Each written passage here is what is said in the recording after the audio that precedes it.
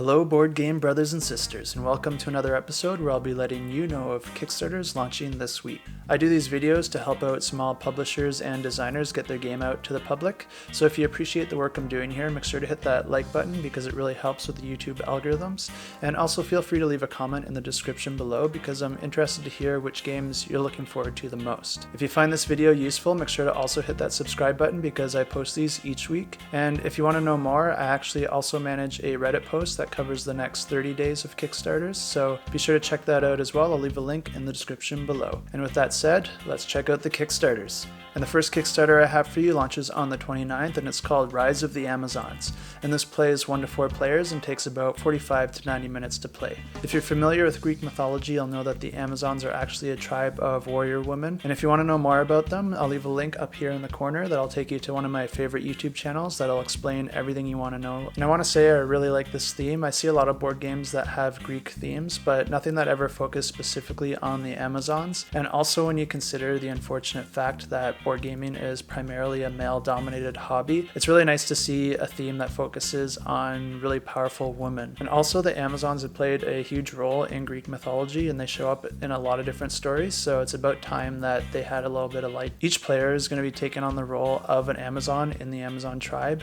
and you're going to be taking on different quests and battles, fighting against both heroes and monsters to gain the most victory points and be proclaimed the Queen of the Amazons. This is a Euro-style game and uses action points, area control, and variable player powers. This game plays over 3 rounds, and each round players are going to pick between 8 actions to spend 11 action points. I'm not a huge mythology buff, but one thing I know for sure is that the Amazons really love to fight, so expect a lot of it in this game. And the next game I have for you I thought was being released last week, but it's been moved to the 30th, and that's Theater in a Box. And this is a party game that plays 2 to 5 players and takes about 50 to 70 minutes to play. And in this game, you're going to be using your acting and singing skills as well as general knowledge of theater to gain points and win the game. If you want to know more on this game, check out my video from last week. And the next game I have for you is also released on the 30th, and it's called Hybris, and it plays 1 to 4 players and takes about 1 to 3 hours to play. And this takes place in an alternative steampunk Greek mythology universe. You're going to be using things like worker placement, drafting, hand management, and variable player powers to try and win the game. Each player is going to be starting as an Olympian trying to become a god. And you're going to be doing this by completing quests, fighting, and developing new technologies to develop your powers. The player who unlocks all their divine powers or has the most victory points by the 6th age wins the game. And the next game I have for you is called Mantis Falls, and it's also being released on the 30th. And this plays 2 to 3 players and takes about 60 to 90 minutes to play. And in this game, players are witnesses who saw something that they weren't meant to see and are trying to escape town to save their life. In this game, players are going to be working together or against each other depending on the trust they build or the trust they lose. You're all going to be fleeing town together, but a series of events are going to happen that are going to chip away at the trust that you have. All the while, any assassins are going to be waiting for the right moment to strike.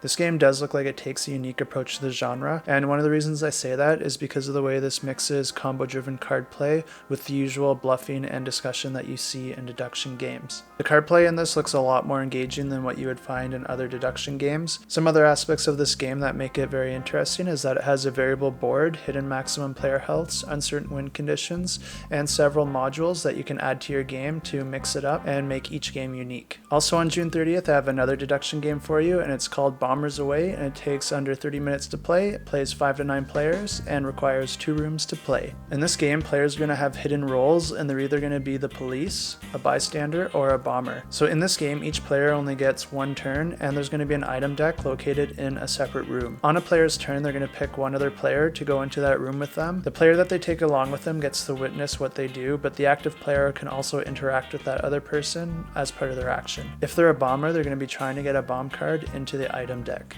And if they're not a bomber, then they're not going to want to get blown up, so they're going to be trying to get diffuse cards into the item deck. At the end of the game, the players who are the police officers get to reveal themselves. Pause. And if they can identify who the other 2 bombers were, they win the game. If at least 1 bomber is not revealed, then you look at the item deck and see if there's any bomb cards that are not adjacent to a diffuse card. And if there is, then the bomb was successfully planted and the bombers win. And it looks like we have a lot of deduction games this week because the next one I have for you is also being released on the 30th, and it's also a deduction game. And this one probably has my favorite theme of the bunch, and it's called Houston, We Have a Dolphin. And this game also does take its own unique approach to the genre because it uses an app. And I know a lot of deduction games use apps, but this one uses it a lot differently, where you're going to be scanning your cards as you put them out onto the player area so that the app knows which decisions were made, but they remain hidden to the players. And this game plays 3 to 5 players and takes about 20 to 40 minutes to play. So this game starts out with a huge problem on the spaceship. There's an anchovy in the floppy drive. Each player is going to be controlling their own team of astronauts, and if you happen to get a dolphin amongst your team, then your whole team is devoted to the dolphin's goal, which is to flood the spaceship full of water. If your team is fully human, then you want to repair the spaceship by releasing 3 different modules and resetting the computer. So this game plays out in a series of rounds, and each round there's going to be 2 phases. The first phase is the spacewalk. During the spacewalk phase, players are going to be choosing their astronauts to put out on the spacewalk, and this is where the app comes into play because you're not revealing those cards to the other players, you're just scanning it into the phone and then laying it face down on the board. Depending on the pattern of the astronauts that the phone reads, it's going to tell you what happened at the end of this phase. Human players are going to be trying to create a pattern that releases a module, while the dolphin players are going to be trying to do anything else. During the second phase, whoever has the captain's card gets to decide what happens next. So they can either decide to sacrifice an astronaut from one of the teams, they can decide to flood the spaceship, which would result in the dolphins winning, or they can reset the computer, which they can only do after all 3 modules were released. After the captain makes their decision, the other players can try to revolt against the captain, because at this point, all players secretly take a number of their panic tokens into their hand that they accumulated throughout the game, and then simultaneously reveal them. If the total number of tokens results in a certain number or more, then they successfully revolted against the captain, and whoever had the most panic tokens resumes control of the ship. The game continues this way until either the spaceship is flooded or the computer has been successfully restarted. And with the amount I've been talking about this one, you've probably figured out by now that it's my pick of the week. And I'm usually not that interested in games that have apps involved in them, but I really don't mind how this one's implemented. It looks like it's pretty easy and not too intrusive on the game, and I like how the captain's role can be shifted around between players, and I really like the playful theme that goes along with this. I also checked out the company's history, and they did do one other Kickstarter for Soviet Kitchen, and this is a game that actually has a 7 on Board Game Geek, which is actually really impressive, and they have a great how to play video on YouTube that I'll link up in the corner now. And the next game I have for you is also being released on the 30th, and it's called Plunderous, and it plays 3 to 6 players and takes about 2 to 6 hours to play. And in this game, each player is a privateer in an alternate steampunk universe. And this is a game of area control, resource management, hand building, and dice manipulation and negotiation. Each round you're going to be assembling a crew to navigate, explore, defend and attack different ports, and also complete quests. Throughout this you're going to be gaining different resources, influence, and loyalists. The player with the most loyalists at the end of the game wins. And the next game I have for you is also on June 30th, and it's called Murder on the Cards. And this is a party game that plays 2 to 6 players and takes about 15 to 40 minutes to play. In this game, players are given a starting hand, and they're going to be drawing from the murder deck, and depending on the cards they draw, they're going to have to combat those cards with cards in their hand, and if they don't have the proper cards in their hand, they can negotiate with other players to try and get the cards they want, or they can gamble with the house deck to try and get the card they want. So this game is going to have you moving through a deck using your negotiation skills and your hand, along with a little bit of push your luck to try and survive. Whoever survives the longest wins the game. And the next game I have for you is supposed to be releasing sometime in June, but I don't have an exact date for it, but since this is the last week, I'll just say it now, and that's called Did You Really Just? And this is a party game that definitely plays more than 2 players and takes 10 to 120 minutes to play. And in this game, a random letter along with an incomplete phrase gets revealed, and each player has to say the first thing that pops into their head that starts with that letter and fits within the context of that phrase. Whoever says it the fastest gets a point, and the game continues this way. So let's say you draw a card that says drinking tequila and blank really brightens my day, and then you draw a random letter that's a W. A perfectly fine answer would be watching shelf clutter, and you would get a point for that and probably should just win the game immediately. So I mentioned a few ways that you can help out this channel at the start of the video, but there is one more way that you can help out the channel while also getting something for yourself, and that's to check out kickstartedgames.com and buy yourself that game that you've been waiting to buy. I've talked with the owner, and he seems like a really nice guy, and I've seen him active in the community, and he also buys board games as well, so if you're interested in selling any of your own games, feel free to reach out to him on the website. And also make sure to subscribe to his mailing list because he does a giveaway each month to a random subscriber.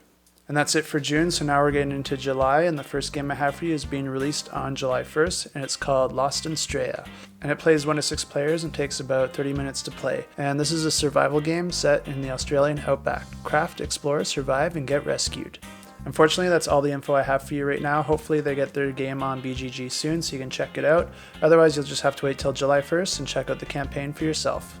Also on July 1st, we have Mystic Monkeys, and it's a 2-player game that takes about 20 minutes to play. And in this game, you and your opponent are rival monkey clans that are using their psychic and telekinetic powers to try and manipulate and capture the opponent's monkeys. If you can't move any of your opponent's monkeys on your turn, then you win the game. And I gotta say, I'm really liking the themes of the games that we're covering this week. And the next game I have for you is being released on the 2nd, and it's called Load and Roll. And this is another party game where the last player standing wins, and this looks like a very simple luck-driven game where you're going to be rolling a die, and that's going to dictate who gets shot. And then this game also incorporates some foul-tasting recipes that the person who gets shot is going to have to eat or drink. Also on July 2nd, we have an expansion for Rallyman being released, and it's called Rallyman Dirt. And this expansion adds new terrain to the game so that you can play on different combinations of dirt, asphalt, and snow. This is also going to come with a few different tire choices that are going to help you take advantage of these new terrains. And the last game I have for you is also released on the 2nd, and it's called Catapult Kingdoms, and this plays 2 to 4 players and takes 20 to 30 minutes to play. And this is a dexterity game where players are going to be choosing one of 2 armies to be a part of, and they're going to be setting up their own battlements and troops, building up your fortification with different blocks, and you're going to be trying to use a catapult to destroy your opponents. So this does play up to 4 players, but it only has 2 armies to choose from. So I think when you play with more than 2 players, you're going to be on teams, but don't quote me on that.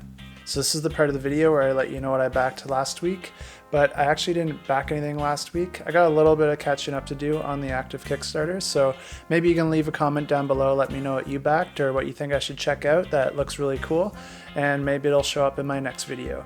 Until next time, keep that shelf cluttered and the table full.